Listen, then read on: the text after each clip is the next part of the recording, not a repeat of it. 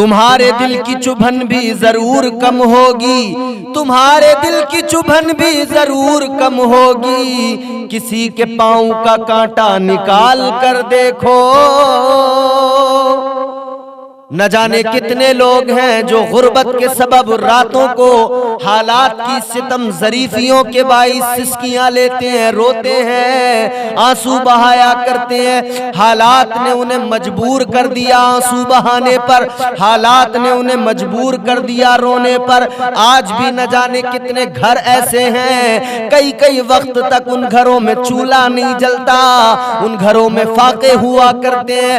ہم بہت اچھے پکوان کھاتے ہیں، اچھے سے اچھا کھانا کھاتے ہیں، مگر ہم کبھی خیال نہیں کرتے، اپنے پڑوسیوں کا خیال نہیں کرتے، اپنے رشتہ داروں کا خیال نہیں کرتے۔ اے میرے عزیزو، خیال کیا کرو، اللہ نے نوازا ہے، اس کے بندوں کا تم ذرا خیال کیا کرو۔ کوئی اگر بھوکا ہے، یاد رہے اگر تم اسے لقمہ کھلاؤ گے، اگر تم اس کے کھانے کا انتظام کرو گے، رب کی رحمتیں تمہارے گھر میں رمجھم رمجھم برسنے لگیں گی۔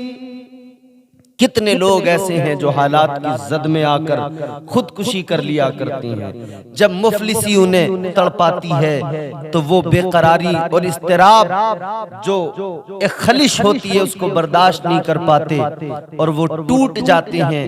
ایسے لوگوں کا ہم خود خیال کریں، کسی بھی بہانے سے ان کی مدد کر دیا کریں، ورنہ تاریخ میں وہ داستانیں بھی ہم نے پڑھی ہیں کہ ایک شخص ہے، ایک بوڑھا انسان ہے، غریب ہے، لاچار ہے، چھوٹے چھوٹے بچے ہیں، ایک بیٹی جوان ہے، گھر میں بیوی ہے، کھانے کو کچھ نہیں ہے، بڑا پریشان ہے، ہر وقت دماغ میں یہی ایک ٹینشن ہے اور فکر لگی ہے کہ بچوں کا گزارا کیسے ہوگا، بچوں کے لیے کھانے کا انتظام کہاں سے کروں۔ اللہ اکبر کبیرہ۔ بیوی نے کہا تھا میرے شوہر، مفلسی اور تنگ دستی سے گھبرانے کی ضرورت نہیں ہے، ہمت اور حوصلے سے کام لو، اور ہمت اور حوصلے سے کام لے کر تم جو ہے آگے بڑھو، اللہ مدد کرنے والا ہے۔ بوڑھا انسان، اس کی آنکھوں میں آنسو، بیوی نے کہا رونے کی ضرورت نہیں ہے، اللہ مسبب الاسباب ہے۔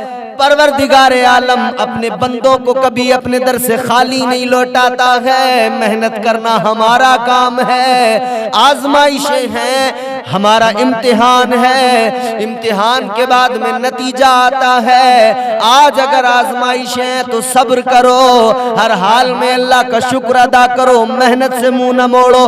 کہنے لگی بیوی چلو ایک کام کرو، میں تمہیں روٹیاں دیتی ہوں، تم روٹی لے کر جاؤ، مزدوری کے لیے نکلو، اللہ تبارک و تعالیٰ کوئی نہ کوئی انتظام فرما دے گا۔ بوڑھے انسان کو اس کی بیوی نے روٹیاں باندھ کر دیں، کھانا دیا، تھوڑا سا کھانا جو بچا ہوا تھا گھر میں وہ لے کر چلا اس منڈی میں جہاں مزدور کھڑے ہیں۔ لوگ آ رہے ہیں، مزدوروں کو لے کر جا رہے ہیں، وہ بوڑھا بھی وہاں پر کھڑا ہے لیکن اس کو کوئی بھی لے جانے کو تیار نہیں۔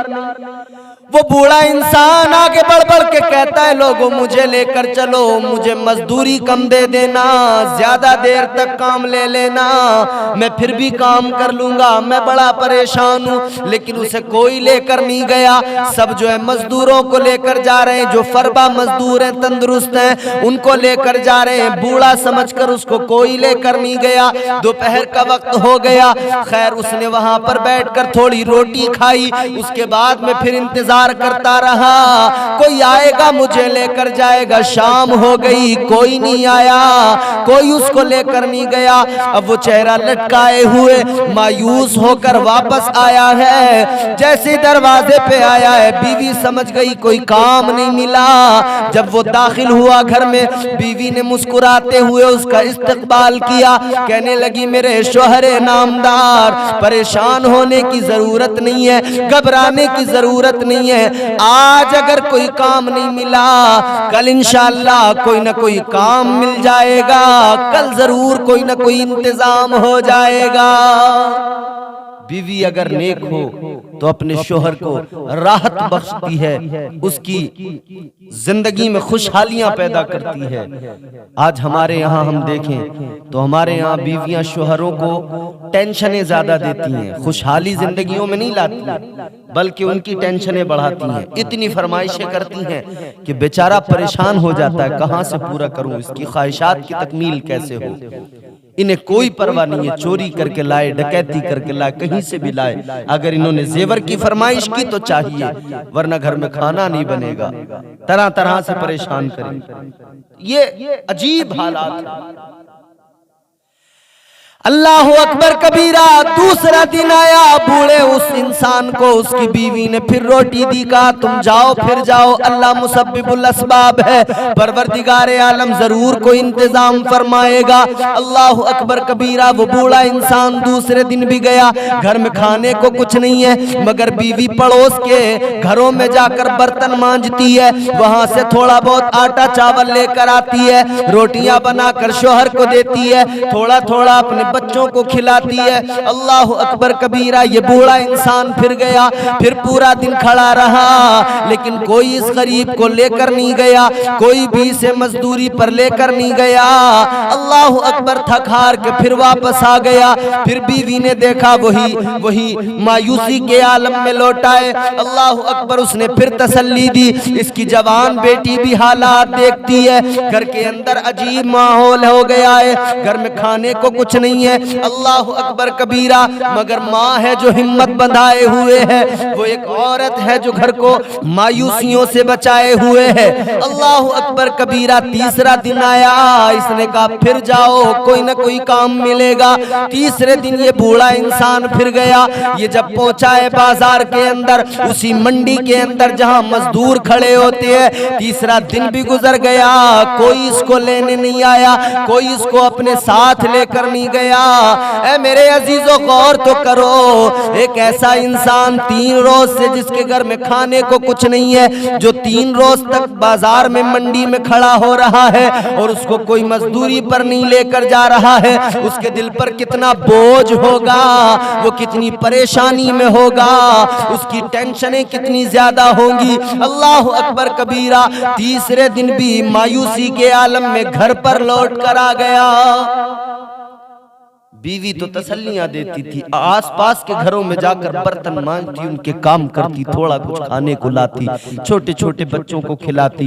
وہ جوان بیٹی جو گھر میں تھی، وہ رات کو سوچ رہی ہے، باپ کا اترا ہوا چہرہ اس نے دیکھا ہے، ماں کو دیکھا ہے کہ غربت میں، کمزوری کے عالم میں گھر گھر جا کر برتن مانج کے ان کے گھروں میں صفائیاں کر کے تھوڑا بہت کھانے کو لاتی ہے۔ ماں کی اس حالت کو دیکھ کر، باپ کی اس حالت کو دیکھ کر، جوان بیٹی اس حالت کو دیکھ کر اس کی طبیعت بہت زیادہ بوجھل ہو گئی، پریشان ہے، آنکھوں میں آنسو آ گئے، رونے لگی۔ اس نے روتے روتے ساری رات گزار دی، اور رات ہی میں روتے روتے پھر اس کے ذہن میں ایک سوال پیدا ہوا، کیا میں اپنے بوڑھے ماں باپ کے لیے کچھ نہیں کر سکتی ہوں؟ آج اگر میرے گھر میں تنگ دستی ہے، غربت ہے، میں بھی تو جوان ہوں، کیا میں کچھ نہیں کر سکتی ہوں؟ ساری رات سوچا، غور و فکر کیا، اور ایک نتیجے پہ پہنچ گئی۔ اب صبح ہوئی، اپنے گھر میں اپنی ماں سے، اپنے باپ سے کہنے لگی مجھے ایک شادی میں جانا ہے۔ تیار ہوئی، اچھا لباس پہنا، گھر سے نکل گئی۔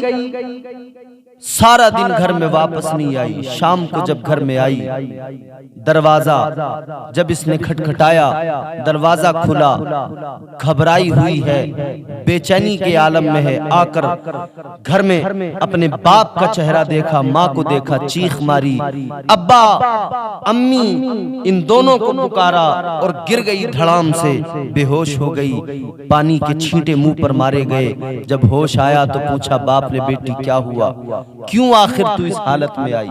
پورا دن تو کہاں تھی؟ تو شادی کو کہہ کر گئی تھی، لیکن کہاں تھی؟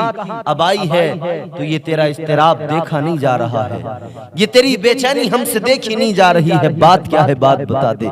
وہ رو رہی ہے، آنکھوں میں آنسو ہے، باپ کی آنکھیں بھی بھیگی ہیں، ماں کی آنکھیں بھی بھیگی ہیں۔ وہ لڑکی روتے ہوئے کہتی ہے، نہ پوچھو مجھ سے کہ آج میں کہاں گئی تھی۔ माँ कहने लगी, बाप कहने लगा, बेटी बता तो सही तू कहाँ गई थी। अल्लाह अकबर कबीरा। वो कहती है, मेरे अब्बा मैं कैसे बताऊं मैं कहाँ गई थी। बाप रोने लगा, बेटी बात बता दे क्या मामला है, तू कहाँ गई थी, तेरे साथ कुछ गलत तो नहीं हुआ। कहने लगी, अब्बा 3 दिन से तुम्हें कोई काम पर नहीं लेके गया, घर की गुर्बत देखकर मैं तड़प गई, घर की मुफलिसी देखकर, घर की हालत देखकर मैं बेकरार हो गई। मेरे दिल पर एक बोझ था। मैं अपने छोटे भाई बहनों को देखती हूँ, उनकी भूख देखती हूँ। मैंने सोचा, रात भर रोती रही, मैंने सोचा कि आखिर मैं भी तो कुछ कर सकती हूँ, मैं भी तो अपने माँ बाप के काम आ सकती हूँ। मैं सोच ही रही थी क्या करूँ कि मैंने आईने में खुद को देखा, अपनी आंखों को देखा, अपने रुखसारों को देखा।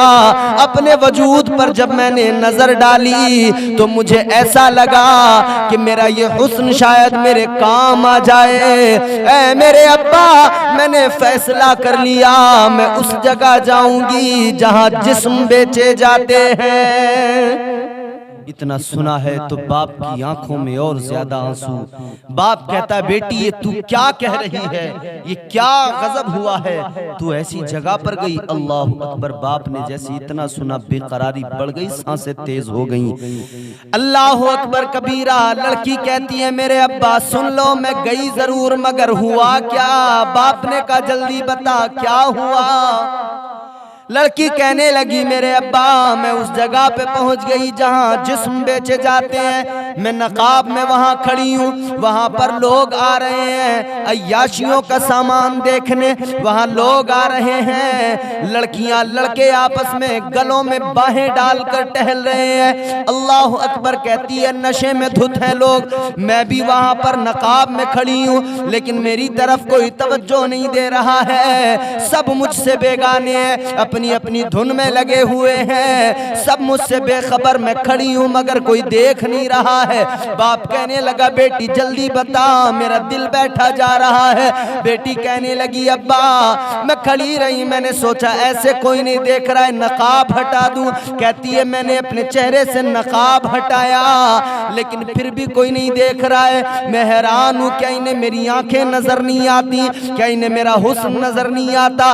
मेरी तरफ कोई आगे नहीं बढ़ रहा है, मैं किसी की तरफ जाऊं कोई तवज्जो नहीं दे रहा है। अल्लाह अकबर। वो लड़की कहती है, ऐ मेरे अब्बा मैंने जब देखा कोई मेरे करीब नहीं आ रहा है, मैंने नकाब हटाया, अपने बालों को खोला, यूं कांधों पे बालों को डाला, लेकिन फिर भी मेरी तरफ कोई नहीं आया।